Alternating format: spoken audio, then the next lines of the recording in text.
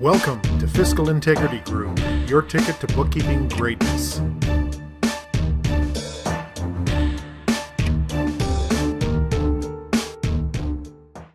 Hey, it's Sandy back again for another knowledge nugget in the Rules in Dealing with the Government series. This time around, it's about tips and tricks for handling an audit. Actually, it's more like tips and tricks for handling an auditor. This webinar is ideal for anyone bookkeeping because an audit is inevitable. And if you are a freelance bookkeeper or plan to be one, you are going to have to get used to these. As a freelancer, you will have more encounters with the government because you have many more clients than an employee does working for one company. The first form of surviving an audit is being proactive before the letter or phone call happens. Know the rules of the industry you are bookkeeping for. Sales tax, all the audits that come with having staff, know the allowable write-offs versus personal expenses. This gets you closer to passing that audit. My first point I want to make on how to survive an audit is to ensure you are keeping your working copies on how you reconcile to your remittance payment. Now, it is funny, I'm sure you're laughing and saying, of course I keep my working papers. But guess what? Not all bookkeepers do this. I don't really care how you keep them. Print, scan, and save your document files, but keep them. The reason is an auditor will ask for the original working copies, but then they ask you to print new ones from the accounting program, and they're looking to see if there's any changes. And if there are changes, did you pick these changes up on the next remittance? The next point I want to make is don't be frightened. Over the years, I've had many bookkeepers talk to me about how they're terrified if an auditor comes knocking. For me, I was in my early stages of employment and in my business. I was just as terrified. But as the years went on and many audits occurred, I came to realize it is simply a part of being in business. As a bookkeeper, I can't mention enough to do your best to know and follow the rules. This advice is going to be repetitive throughout all our knowledge nuggets because it is just that important. After years and years of dealing with auditors, for me, I went from, yes, Mr. Auditor, I will do exactly what you say, and I jumped at every question they asked, to hang on, talk to the hand, the audit is over, I want to speak to your supervisor, to filling out a complaint form. Don't get me wrong, there are many, many nice professional auditors we work with. Contrary to what people believe, they are humans and deserve respect as we would like to be respected. But on occasion, there was some godlike auditors that had to be self-righteous and throw their weight around. And then it was so frustrating when we had to deal with a newbie auditor. These guys are trying to make a name for themselves, so they wouldn't leave until they found money. Because they were so new as well, they were extremely slow. And we had one who expected us to sit and teach the accounting program to them. Let me just say, that didn't go over very well. My thoughts as a bookkeeper, I think it is important to prepare to take control of the audit. If you're an employee, I know your first reaction is to possibly shake in your boots, but don't. No matter what the result is, if you tried your best under whatever circumstances you're in, then so be it. For example, if a business owner is belittling what it takes to be a bookkeeper and throws an untrained person into the position, then that is unfair to blame that person for a negative end result. Ditto if the business owner is famous for claiming personal expenses on the books. That too is unfair to blame the bookkeeper.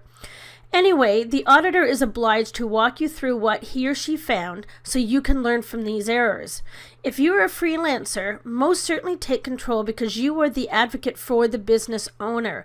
You are fighting for their rights by reviewing the auditor's findings. Their results are not always accurate. Now, what happens if you are just hired on as an employee or as a freelance bookkeeper, you've signed on a new client, and now you have an inherited file and it's not your postings being taken to task in an audit? As a freelancer, these were our favorite jobs, quite frankly, for selfish reasons, because it's less stressful when it isn't your work.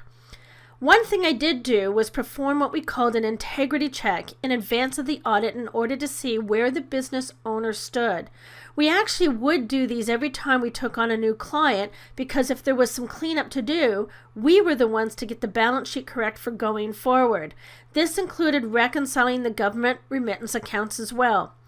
What this integrity check did was compare what was filed originally to what should have been filed in the first place.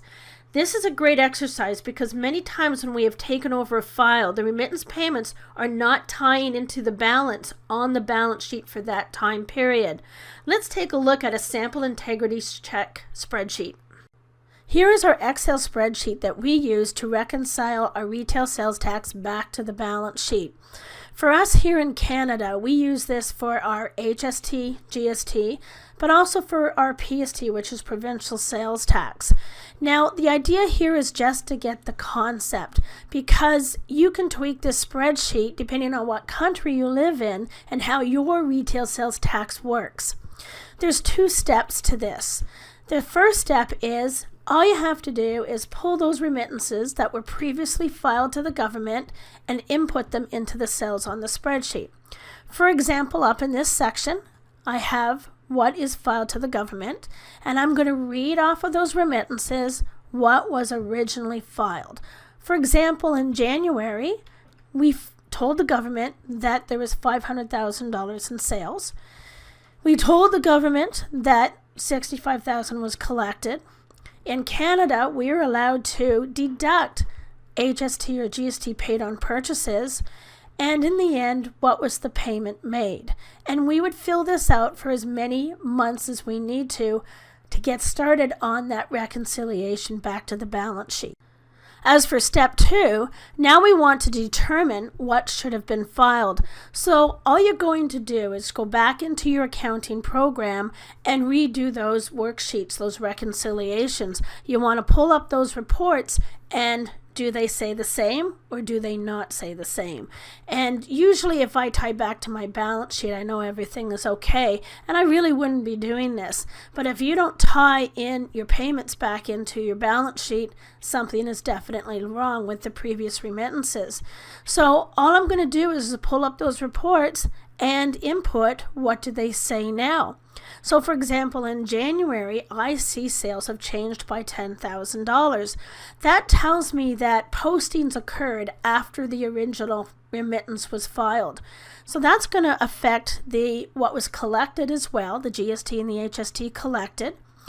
If you have expense postings after the fact, then that's going to affect what was paid on purchases.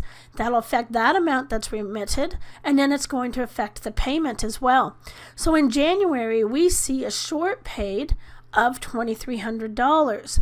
And again, you're going to go month by month, and in February, we're going to see a difference of $8,900. In March, we're going to see a difference. Now we have an overpaid of $7,600.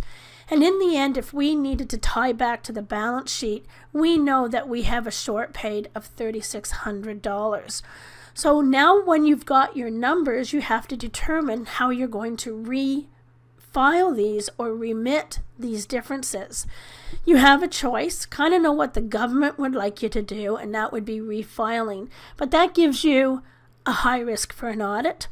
Many accountants, when I've asked them, they have said just take the difference and add it to the next remittance. So that's really your choice on what you want to do. And if you're unsure, ask your local professional what they would do. I must admit we've used this spreadsheet hundreds of times over the years. One of the reasons why there's differences is usually because a bookkeeper is behind in their postings, and that remittance deadline is just around the corner. So what they do is they take a look at the numbers at that time in the accounting program and they file the remittance. But when they get the paperwork and they catch up their postings, what they've done is they've still posted into that month, changing all the numbers. And this is how that happens. So my advice is you do your best to stay as current as possible with your postings.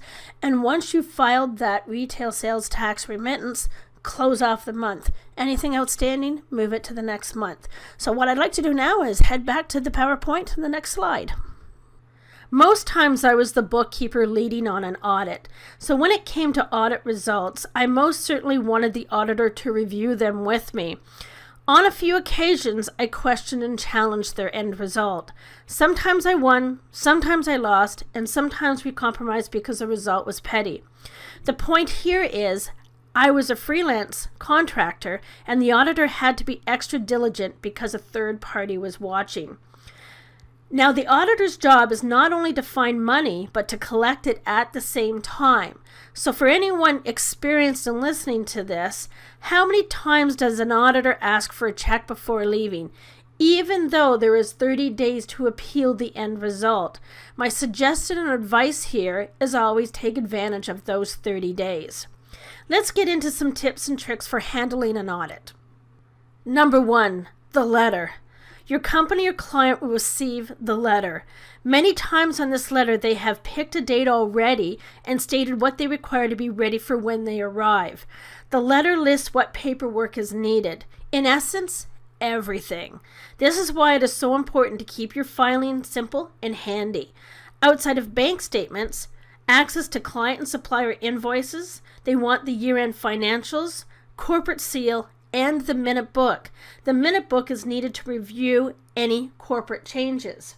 I must admit, 90% of the time we are all saying, where the heck is that minute book anyways?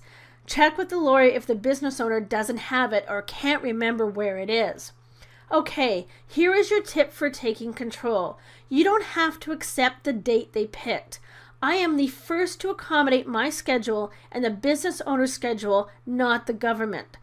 I usually make the call on behalf of the business owner and change the date with the auditor. The date set should not affect vacations, scheduled meetings with clients, and most certainly a business sale or production time. Having said this, you will not get away with pushing the date far into the future.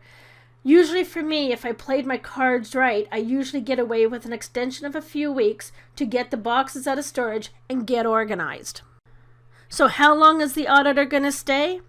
In most cases for small businesses, it will likely be 3 to 5 days if everything is clear, clean, and organized. Much longer if questions go unanswered or paperwork can't be found. I have seen audits go as long as 6 to 8 weeks. My philosophy is still to detail my postings originally in the simplest format. Keep my filing simple, give them what they want, answer their questions, and get them out the door so the business owner and the bookkeeper can sleep again at night. Number 3, speaking of answering questions and offering up the paperwork, only give them what they ask for. No more, no less. If you suspect a few errors could be found, let them find them on their own. Don't cave in and let the cat out of the bag. I believe the consensus is still never to pass over a copy of the accounting file. It gives the auditor an opportunity to search outside of the original audit parameters. I only print reports they ask for. Number 4, handling the auditor. You will know how this is going to go down when you meet the auditor. Most are very professional, so the self-righteous attitude should not be there. Set them up in a spot where there is enough room for them to work. Remember, the goal is to get the job done and get them out the door. You have to be available for questions, but you do not have to sit with them. If they want to see the paperwork, it is up to you to provide the boxes in an organized fashion, but it is up to them to pull from the box and return it as they found it. I usually play it by ear and take the positive side of things that we will work together to get the job done. I do know some business owners and their accounting team who like to make it difficult for an auditor. I've seen them pick the worst cold place in the office and give the auditor a very uncomfortable chair to sit on. In my opinion on this, it would just make them angry and stay longer to find more money. Having said this, if the self-righteous, godlike auditor shows up, that is exactly what they're going to get. It is already in their head that the bookkeeping is bad and they are going to find every penny. So cranky personalities begets a hard seat in the coldest office I can find. In Canada, we have a complaint form for auditors. So if you feel strongly enough that you want to make a complaint, the form is available for you. I suspect many other countries have the same type of form. The code for ours is an RC 193, and I'll be sure to make this available to you in our template forms and links section. Making a complaint is much better than before. It goes off to a third party now, and they are obligated to address each complaint fairly quickly. I have a question for you. Is there anyone out there that has filled out a complaint form? What were your thoughts on the process? I would be very interested to hear about your experience. And it doesn't matter what country you live in. Like I said in the past, I am always up to learn how other bookkeepers experience things. The next thing I want to bring up is the Taxpayer's Bill of Rights. You gotta read this. I mentioned this already in another knowledge nugget in this series, but take a look at it. It is very interesting to read, and you will find this in our templates, forms, and links section. Let's discuss the end result. The auditor comes to you and they say that they're done. What happens next? Well, if it is a refund, it's really a non-issue. You get to go celebrate. Blessed be the gods at hand, have a party, and give that bookkeeper a raise. Well, that is if the refund is small and within reason. I have had experiences with larger companies and the refunds were closer to $50,000 and $80,000. That does not warrant a party, but it does warrant a review of qualifications for that bookkeeper. But if you owe money, first off, don't pay it just yet. Having said that, if the business owner truly slips in personal expenses into the corporation, you really have nothing to argue. So therefore, if the end result is true, then make the payment or start making installments. Taking it any further and you will lose precious time that could be spent making sales and end up paying more penalties and interest. If the business owner got caught, pay it. But if you disagree, let's talk about a couple of options. The first thing you want to do is appeal within 30 days. You have a right to do that. As a matter of fact, the auditor should be telling you you have 30 days to appeal. And it slows the process down a bit, not really much, but you do have a right to discuss saying that you disagree with the audit results. Don't appeal just for appealing. You have to have real evidence that you're not playing the system and just trying to slow the process down. You can take it to the next level and file an objection. The great thing here in Canada is that could take up to a year, and I do believe the penalties and interest clock stops ticking once you've filed the objection as well. But again, be sure you have legs to stand on with your objections. We only made one objection in 12 years, and we won. Unfortunately, I didn't know about this option too soon in my business, and I think we could have had more objections to file. While you're waiting and you've appealed or filed your objection, prepare your case, because they're just not going to take it for face value that you disagree. You have to prepare your case in order to prove that the auditor is incorrect with their findings.